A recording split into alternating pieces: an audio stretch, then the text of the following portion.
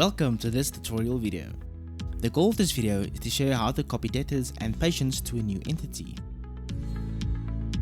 Copying debtors or patients to a new entity enables you to seamlessly transfer debtor information from one entity to another, eliminating the need to recreate debtors. This not only saves time, but also prevents the loss of valuable information. In this video, we will start on a debtor screen. Begin by navigating to the Search Debtor field to locate your desired debtor.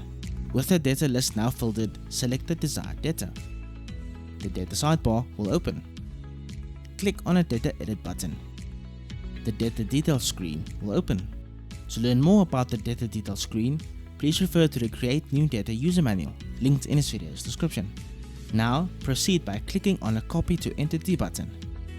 The Copy to Entity screen will open.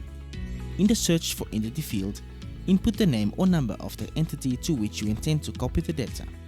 From the resulting list, select the relevant entity. Upon selecting the entity, click on the OK button. The Debtor Details screen of the new entity will open. Click on the Save button. To finalize the process, click on the Save button once more, which will close the Debtor Details screen and return to the Debtors screen. The selected debtor has now successfully been copied over to the desired entity.